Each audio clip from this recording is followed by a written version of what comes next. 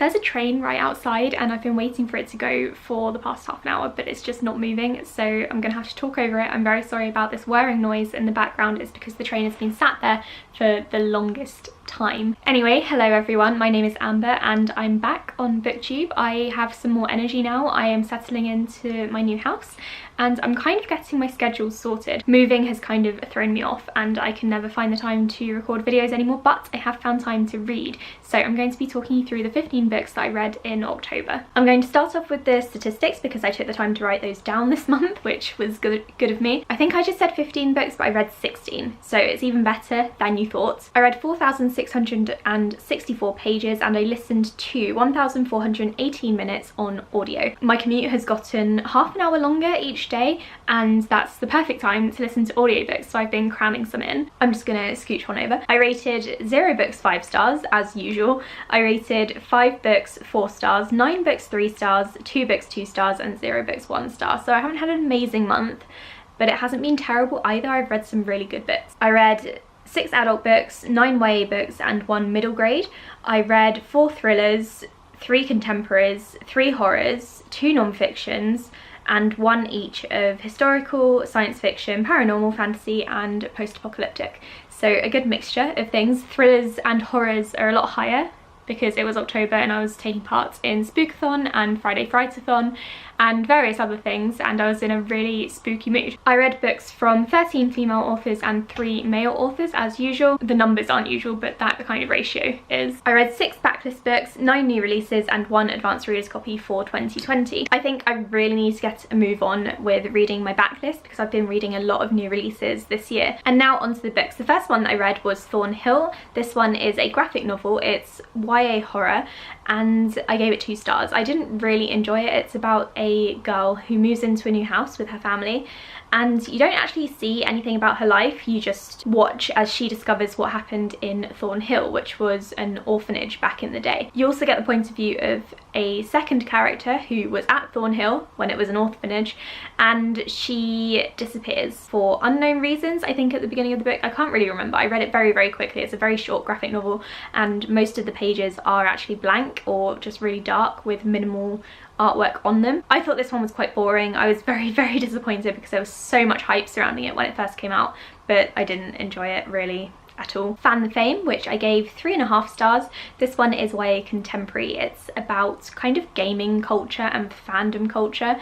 The main characters all go to a gaming convention and they're all involved in the gaming community in various ways. One's an actual semi-famous gamer. One is a smaller gamer. He's got about 20 viewers, I think, and he wants to network while he is at this convention and gain more subscribers, meet his hero and kind of grow his channel. And the third character is the sister of a really, really famous gamer who is an arsehole. So she is trying to kind of bring her brother down because he's not listening to her and he's acting like an arse. I liked 3 of these characters. I really liked the one who is an established gamer already because she had like no qualms about using the other gamers, the male ones, because she knew that as a woman she would really struggle to kick off her own career. So she was kind of using them to publicise and grow her channel, which I really appreciated because she was also talking a lot about how female gamers in the community really struggle on their own, and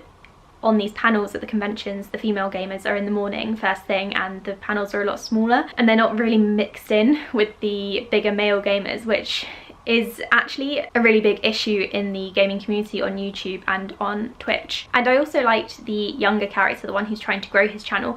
I thought he was really relatable because of the whole networking, growing your channel thing. I could really relate to him, and he also had this skin picking condition. I'm not going to talk too much about it because it's, I wouldn't say it's gory, it's just some people feel a bit funny about skin, but he picks at his skin and makes himself bleed. I can't remember the name of it, but the author also suffers from the same condition, and so do I, but on a minor scale. I tend to like pick at my fingernails when I'm anxious, and it's all to do with like OCD and anxiety. So I really liked him. I didn't like the third character, the sister of the famous gamer. I thought that she was really up herself and she was convinced that she was doing amazing things, and she didn't really help the people around her, the ones that needed to be helped, apart from right towards the end. So I think her character growth could have been better, and I would have enjoyed her more and her like struggle more if she had grown better as a character, but she wasn't written very well. If You're Out There, which I also gave 3.5 stars, this is another YA contemporary / mystery. The main character's best friend moves away and starts posting really weird things on social media, and so the main character realises that it's not actually her friend, and her friend would never act that way, so she sets out to find out what's happened and where her friend has gone and why she's not responding to her messages. I found this incredibly interesting and also really relatable. One of my previously very close friends kind of ghosted me in the same way. I don't really like that term, but did the same thing to me. Like, she sort of dropped off the face of the earth, and I still really miss her.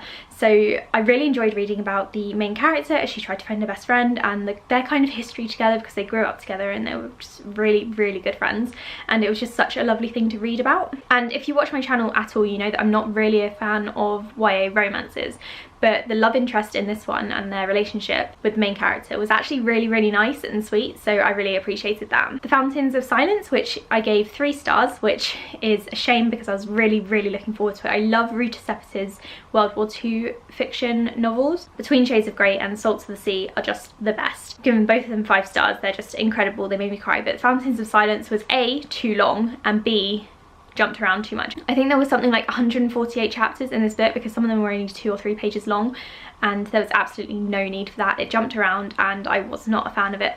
It's YA historical fiction set in post-World War II Spain, which is or was being ruled by Franco, and I don't really know much about that time period, to be honest. I think in school, in the UK at least, when I was in school, we were kind of taught that after World War II everything kind of got better and everyone was fine. I didn't learn about the Berlin Wall until much, much later on. I had no idea what was going on in Germany, and I had no idea that in Spain it was a fascist state until the 80s, which is mad to me, because you'd have thought, since our countries are so close, that we would have been taught more about it. So I found the historical stuff really interesting. I just thought the book dragged and it was just a bit too uneven, jumpy, whatever you want to call it. There's another train going past, this is ridiculous. I listened to American Predator as part of the Friday Frightathon. I gave this one 3 stars. I didn't love it. I think my main issue was actually with the narrator of the audiobook, because she sounded like she was a computer. I don't know if you guys remember the kind of voice generator that was on like Windows 98 and XP, where you put in words and the computer would speak to you. That's what the audiobook sounded like, and it wasn't very engaging at all. But I did really enjoy listening and learning more about this serial killer who was caught, I believe, in 2011, and like he murdered a lot of people, and I haven't actually heard much about him, so I don't know if the US has kind of kept it very low key or if it just wasn't publicised here at all. I then read The West of Amun, which is an adult thriller. I gave this one 4 stars. I thought it was really, really good. It's also a debut, and I thought it was quite impressive for a debut, so I'm really happy with that.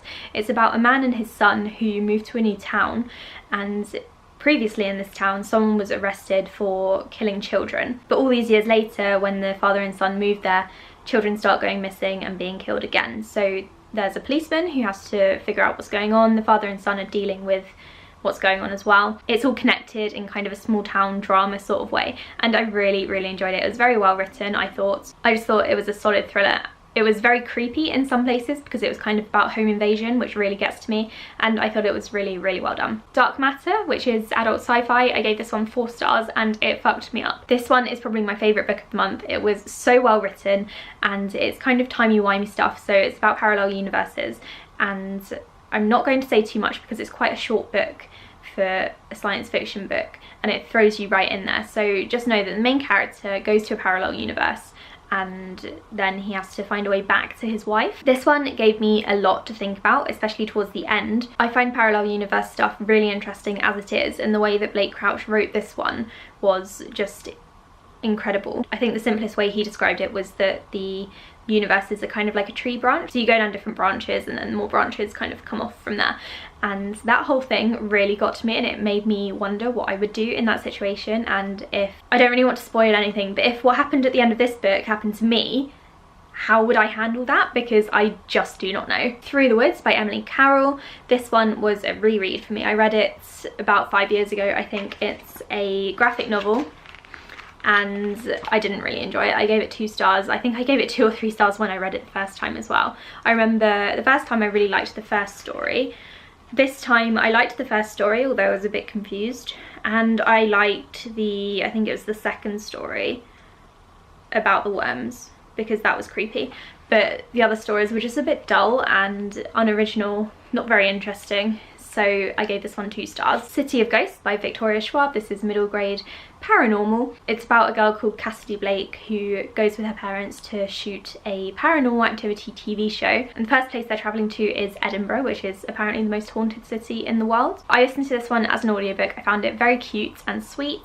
I couldn't rate it more than 3 stars though, because I didn't find it all that awe-inspiring, or I didn't love it basically. I thought it was really nice to listen to, but it was just kind of nice, and I have no other words to describe it. The Memory Thief, which is a YA fantasy debut. This one came out in October. I gave it 3 stars. In the world of The Memory Thief, memories are a form of currency, and so they're traded, stolen, bartered, given away, bought, all sorts. I thought this concept was so interesting, and the author did a really good job of introducing the world. I just had a few problems with it, such as there was a lot of info dumping in the beginning, and that got a bit much for me. I think it kind of bogged down the beginning a lot, and especially because there were also a lot of characters. I think the 2 things combined really slowed down the pacing for me, and then towards the end the pacing picked up and it was very uneven and unbalanced. I did really like the main character, but didn't like the love interest or the romance, but that's normal for me.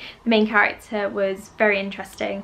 She got the job done and I really appreciated that, so I gave this one 3 stars. I really wish there was a sequel because I would like to see more in this world, but I really don't think the author's going to write one. The Flower Girls, this is an adult thriller. I picked this one up for my local book club, which I haven't actually been to, but I'm going next month, so maybe I can talk about this book then. This is about 2 sisters, one of which is accused and goes to prison for murdering a toddler, and you can tell that this one is based on a few cases from here in the UK, and it made me feel a bit weird, so I gave this one 3 stars because I wasn't really sure how I felt about it, and I think I would like to be able to talk about this with some people, so if you've read it, let me know in the comments below. If not, I'll wait until book club.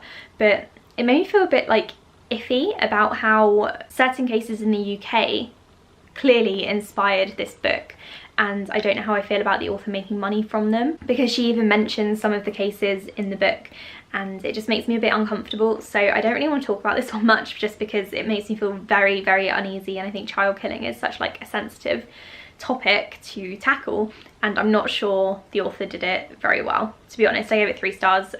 It wasn't thrilling really, it was just kind of okay. Do No Harm, which I read as an audiobook, I gave this one 3 stars. It's basically a brain surgeon telling you about various cases of his, and there's not really much more to say. I found it quite interesting while I was reading, or listening to it in the car rather. It wasn't anything outstanding. The Escape Room, I read this one for Friday Frightathon as well.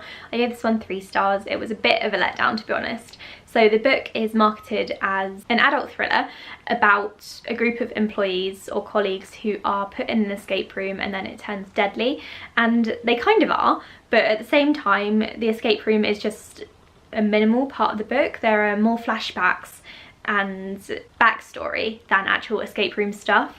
It kind of alternates between the 2. I didn't find it very captivating or thrilling, which is a shame because I thought this one was going to be really good, but unfortunately it wasn't. To be honest, I think it's been marketed incorrectly, and I'm also not sure how I feel about the portrayal of the autistic character, because basically bad things happened to her and I don't think there was any need for that. I then picked up a book that's been on my bookshelf for years. I think I got this in like 2012 when I first started blogging. Well, after I first started blogging, but basically it's been on my shelf for years, and that is Ashes, which is a post-apocalyptic story kind of about zombies, but I think zombies are kind of put on the back burner for most of it. It's mostly just post-apocalyptic and survival. I gave this one 3.5 stars. I found the beginning to be a bit tedious. So the first like quarter of the book was a bit dull, while the main character found a love interest and they were kind of going along the road together.